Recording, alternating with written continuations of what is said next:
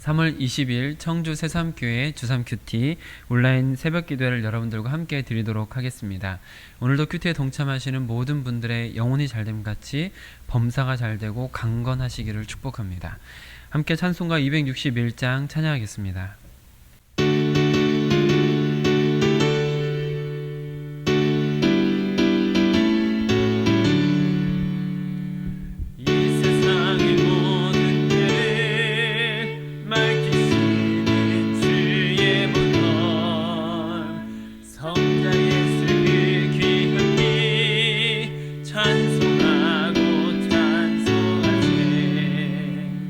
주님 앞을 멀리 떠나 길을 잃고 헤맬 때에 나의 길을 따라오사 친히 구원하셨도다. 흰 눈보다도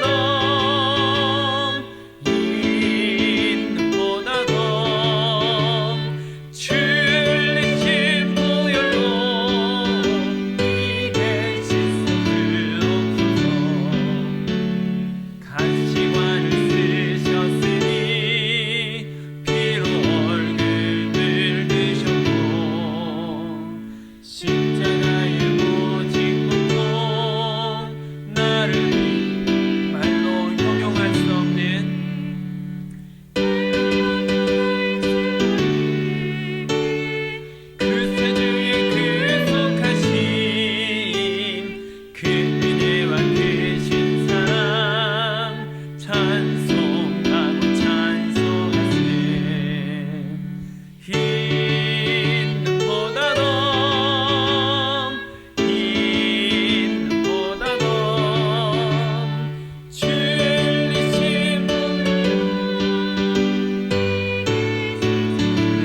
빠르게 1절부터 합니다. 이 세상의 모든 죄를 밝히시는 주의 보혈 성자 예수 그 귀한 피 찬송하고 찬송하세. 주님 앞을 멀리 떠나 길을 잃고 헤맬 때에 나의 뒤를 따라오사 친히 구원하셨도다. 흰 눈보다도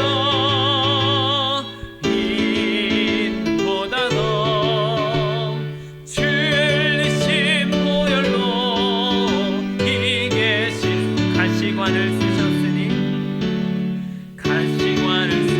쓰셨으니 피로 얼굴을 드셨고 십자가의 모진 고통 나를 위해 당하셨네.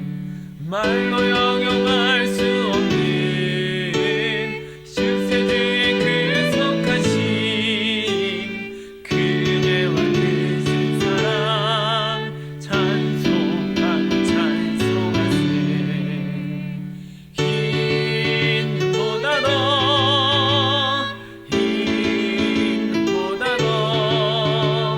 주를 흘리신 보혈로 이 계신 주옵소서. 아버지를 멀리 떠나 바른 길을 저버리고 여러 가지 죄악으로 주옥같이 되었으니 물 같은 것 가지고는 씻을 수가 아주 없네. 주여 귀한 보배 피로 날 정결케 하오. 흰 눈보다도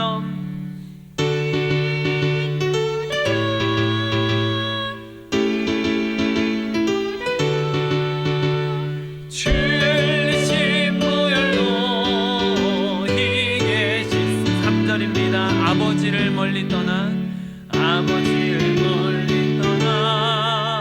바른 길을 저버리고 여러 가지 죄악으로 주옥같이 되어 물 같은 것 가지고는 물 같은 것 가지고는 씻을 수가 주옵네.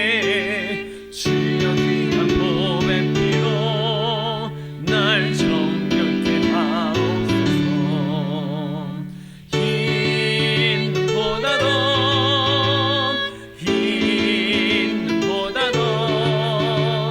주를 잊힌 보혈로 희게 씻어 주옵소서. 아멘. 이제 다 함께 주기도문으로 기도하겠습니다. 하늘에 계신 우리 아버지, 아버지의 이름을 거룩하게 하시며 아버지의 나라가 오게 하시며 아버지의 뜻이 하늘에서와 같이 땅에서도 이루어지게 하소서. 오늘 우리에게 일용할 양식을 주시고 우리가 우리에게 잘못한 사람을 용서하여 준 것 같이 우리 죄를 용서하여 주시고 우리를 시험에 빠지지 않게 하시고 악에서 구하소서. 나라와 권능과 영광이 영원히 아버지의 것입니다. 아멘. 이제 다 함께 나 주님의 기쁨 되기 원하네 함께 찬양하겠습니다.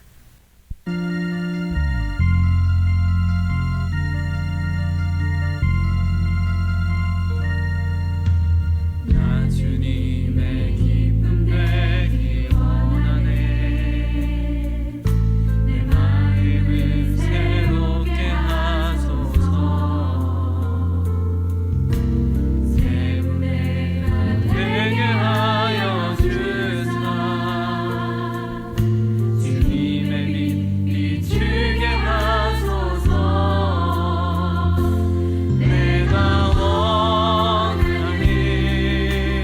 한 가지 주님의 기쁨이 되는 것. 내가 원하는 한 가지 주님의 기쁨이 되는 것.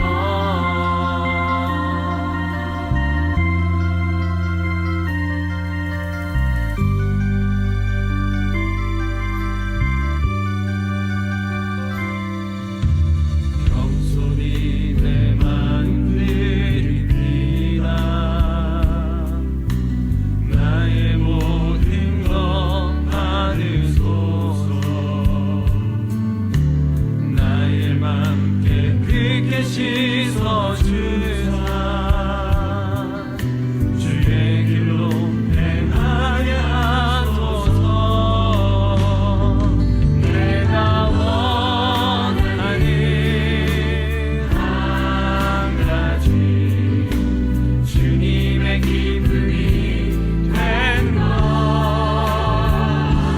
내가 원하는 한 가지 주님의 기쁨이 되는 것. 내가 원하는 한 가지 주님의 기쁨이 되는 것. 내가 원하는 한 가지 주님의 기쁨이 되는 것. 내가 원하는 한 가지 주님의 기쁨이 되는 것. 내가 원하는 한 가지 주님의 기쁨이 되는 것.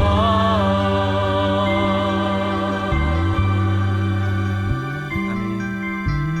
오늘 우리에게 주시는 하나님의 말씀입니다. 새삼가족 성경 읽기는 시편 100편을 함께 읽도록 하겠습니다. 오늘 큐티 말씀은 마가복음 15장 42절로 47절 말씀입니다. 신약 성경 85쪽, 주삼 큐티 86쪽에 있습니다. 마가복음 15장 42절로 47절 말씀 저와 여러분이 교독으로 보시고 마지막 절은 함께 읽도록 하겠습니다. 이 날은 준비일 곧 안식일 전날이므로 저물었을 때에 아리마대 사람 요셉이 와서 당돌이 빌라도에게 들어가 예수의 시체를 달라 하니 이 사람은 존경받는 공회원이요 하나님의 나라를 기다리는 자라. 빌라도는 예수께서 벌써 죽었을까 하고 이상히 여겨 백부장을 불러 죽은 지가 오래냐 묻고 백부장에게 알아본 후에 요셉에게 시체를 내주는지라. 요셉이 세마포를 싸서 예수를 내려다가 그것으로 싸서 바위 속에 판 무덤에 넣어두고 돌을 굴려 무덤 문을 놓음에 막달라 마리아와 요새의 어머니 마리아가 예수 둔 곳을 보더라. 아멘. 이 말씀은 하나님께서 오늘 우리에게 주신 말씀입니다. 이 말씀을 기도하며 받도록 하겠습니다.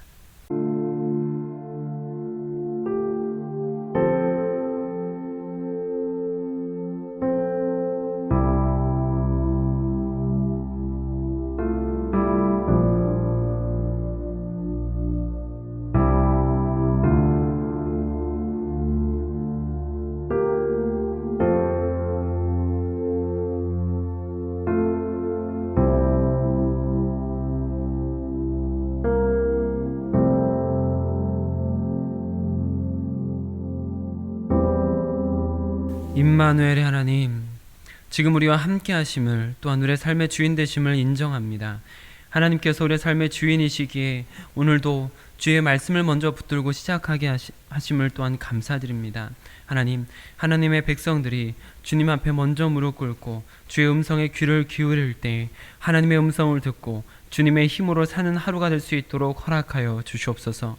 풀은 마르고 꽃은 시들지만 주의 말씀이 영원토록 우리의 삶을 인도하오니 하나님, 하나님의 말씀으로 영생에 잇따은 자들 될 수 있도록 우리의 걸음을 인도하여 주시옵소서. 오늘도 오직 주를 바라며 주님의 기쁨에 참여하는 주의 백성들 될 수 있도록 허락하여 주시옵소서. 우리 주 예수 그리스도의 이름으로 기도드립니다. 아멘. 오늘은 주신 본문 말씀을 중심으로 장사 되신 예수님이라는 제목으로 말씀을 나눌 때 하나님의 은혜가 우리 모두에게 임하시기를 축복합니다. 어제 말씀을 통해서 예수님께서 십자가에 돌아가시는 장면을 함께 나눌 수 있었습니다. 예수님께서 그렇게 십자가에서 돌아가신 날은 오늘 본문 말씀에서 볼 수 있듯이 안식일 전날입니다. 42절 말씀 같이 한번 읽어보겠습니다. 시작. 이날은 준비일 곧 안식일 전날이므로 저물었을 때에. 이렇게 안식일 전날에 돌아가셨다라는 것을 기록을 통해서 볼 수가 있는데요. 예수님께서 돌아가신 예수님의 시체를 무덤에 장사해야 됩니다. 그런데 예수님께서 그냥 자연사로 돌아가신 것이 아니라 당시 법에 따라서 십자가에서 처형을 받으셔서 사형으로 돌아가신 것이기 때문에 시체를 가져가는 데 있어서도 법적인 절차가 있었습니다. 총독의 허락이 있은 후에 가져갈 수 있던 것이죠. 그런데 총독인 빌라도가 예수님의 시체를 가져간다 하니까 의심을 합니다. 44절 45절 같이 읽어보겠습니다. 시작. 빌라도는 예수께서 벌써 죽었을까 하고 이상히 여겨 백부장을 불러 죽은 지가 오래냐 묻고 백부장에게 알아본 후에 요셉에게 시체를 내주는지라. 네, 빌라도가 이상하게 여긴다라고 지금 말씀이 기록되어 있는 것을 볼 수가 있습니다. 왜냐하면 벌써 죽었을까? 그러니까 예수님께서 너무 빨리 죽으셨기 때문에 죽으셨다라고 말하고 있기 때문에 의심이 되고 있는 상황이다라고 볼 수 있는 것이죠. 당시 십자가형은 보통은 사람을 십자가 형틀에 매달아 놓는 형으로 진행이 됐습니다. 그러니까 매달려서 사람이 죽을 때까지 있는 거죠. 손이나 발을 못 박지 않고 그냥 매달아 놓는 것이 일반이었습니다. 그러다 보니 며칠 동안 거기에 매달려서 서서히 죽어가는 것이 일반입니다. 그리고 간혹 예수님처럼 이렇게 손과 발에 못을 박아서 매달아 놓기도 했습니다. 그렇게 손과 발에 못을 박아서 그거에 지탱해서 매달려 있게 된다면 손과 발에 박힌 못으로 그 사람의 모든 체중을 견뎌 내야 되기 때문에 못에 찔린 부분은 당연히 상당히 고통스러울 뿐만 아니라 피가 계속 흘러나오겠죠.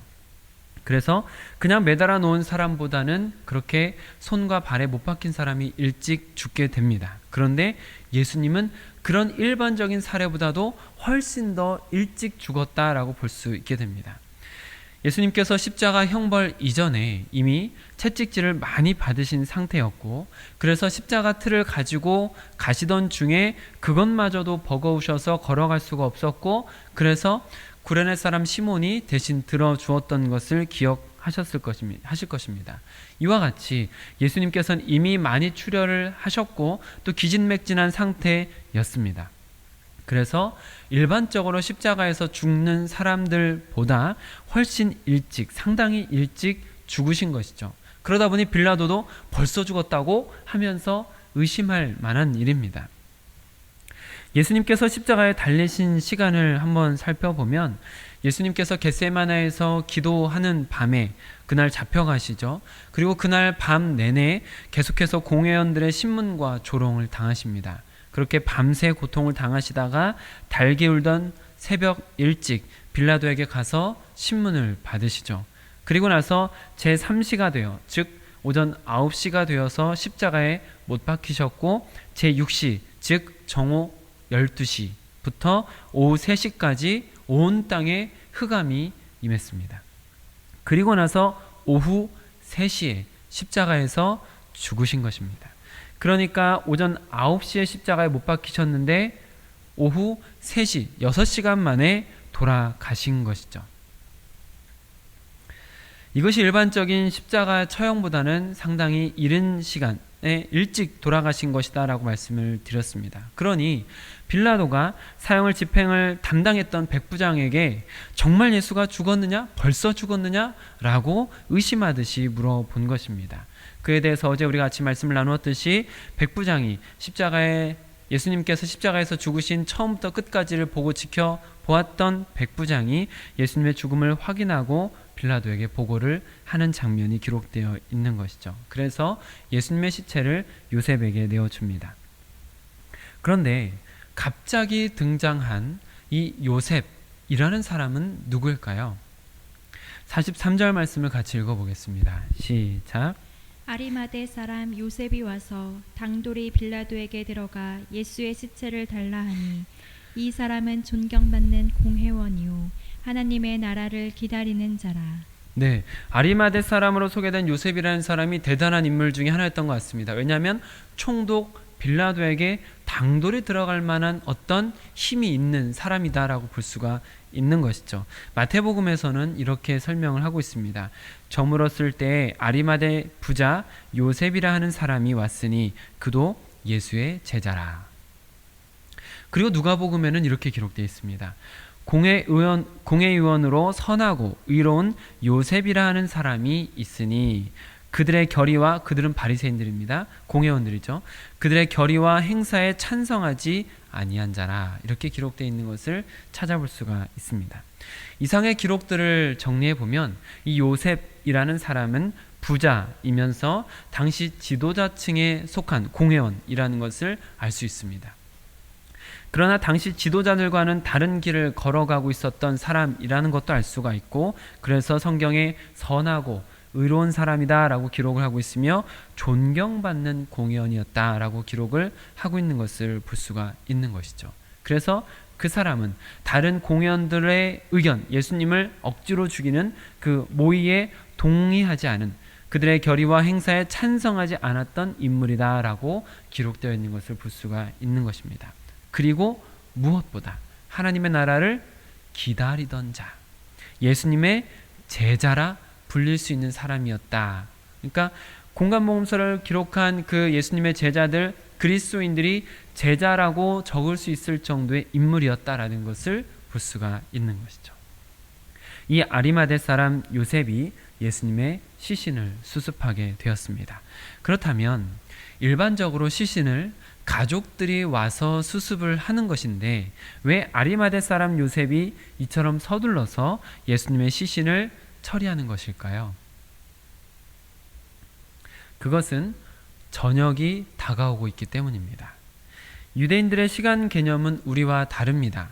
그래서 6시간을 더하시면 우리의 시간과 맞습니다라고 말씀을 드린 적도 있는데, 유대인들의 시간은 저녁 6시가 하루의 시작입니다. 우리는 자정 12시부터 하루가 시작되지 않습니까? 그런데 유대인들은 저녁 6시가 하루의 시작입니다. 왜 그러냐면 하나님께서 천지를 창조하실 때 어떻게 자꾸 말씀을 하시냐면 저녁이 되고 아침이 되니 이는 첫째 날이라. 저녁이 먼저 되고 아침이 되니, 이것을 계속 반복적으로 말씀하시기 때문에 유대인들은 저녁을 하루의 시작으로 보고 저녁 6시가 새로운 하루의 시작이라고 생각을 하고 계산을 하는 것이죠. 이 말씀을 드린 이유가 무엇이냐면 예수님의 시신을 처리하는 데 있어서 하루가 지나기 전에 빨리 처리해야 할 이유가 있기 때문입니다. 지금 예수의 어머니 마리아 그 가족들은 어떻게 보면 혼비백산하고 정신없던 그 시간에 빨리 하루가 지나기 전에 처리해야 될 이유가 있으니까 아리마대 사람 요셉이 속히 움직이고 있었다라고 볼 수 있는 것이죠. 그 이유, 그 하루가 지나기 전에 시신을 수습해야 되는 이유는 하나로는 다음 날이 안식일이기 때문에, 안식일 전날이니까요. 다음 날이 바로 안식일이기 때문에 안식일에는 함부로 움직이거나 시신을 만지거나 할 수 없습니다. 그래서 안식일 되기 전에 빨리 처리를 해야 된다라는 것도 있고요. 또 하나는 6월절이라는 행사가 시작되는데 그 엄청난 행사에 시신이 예루살렘에서 보이는 골고다 위에 있는 것이 썩 좋지 않기 때문이라는 해석도 해볼 수 있습니다. 그런데 더 근본적인 이유가 있습니다. 더 근본적인 이유는 저주받은 시체는 절대 하루를 넘기지 말고 시신을 처리해야 된다라고 하나님께서 말씀하셨기 때문입니다. 신명기 말씀 한번 찾아보실까요? 21장입니다. 신명기 21장 22절 23절 말씀입니다. 우리 한번 같이 읽어보도록 하겠습니다. 시작. 사람이 만일 죽을 죄를 범함으로 내가 그를 죽여 나무 위에 달거든 그 시체를 나무 위에 밤새도록 두지 말고 그 날에 장사하여 내 하나님 여호와께서 내게 기업으로 주시는 땅을 더럽히지 말라. 나무에 달린 자는 하나님께 저주를 받았음이니라. 네, 그렇습니다. 나무에 달려 죽은 자는 하나님께 저주를 받았다라는 것이죠. 그러니까 나무에 달려 죽은 자는 하나님께 저주받은 죽음이다라는 것이 유대인들이 가지고 있는 통념이었습니다. 그래서 그 저주받은 자 때문에 하나님께서 주신 땅을 더럽히지 않기 위해서 저주받은 그 시체는 밤새도록 두지 말고 바로 장사를 하라고 말씀하신 것이죠. 그러니까 나무 위에 달려 죽으신 예수님은 하나님의 계획 속에서 이미 준비된 죽음이었습니다. 모세를 통해서 신명기서를 전하면서 이스라엘 백성들의 마음 깊은 곳에 이미 예수님의 저주받은 죽음에 대한 예언을 심어 두었던 것이죠. 예수님께서는 철저히 하나님의 계획 속에서 나무 위에 달려서 하나님의 저주를 받아서, 아버지의 저주를 받아서 인류의 모든 저주를 짊어지고 죽으실 예정이었던 것입니다.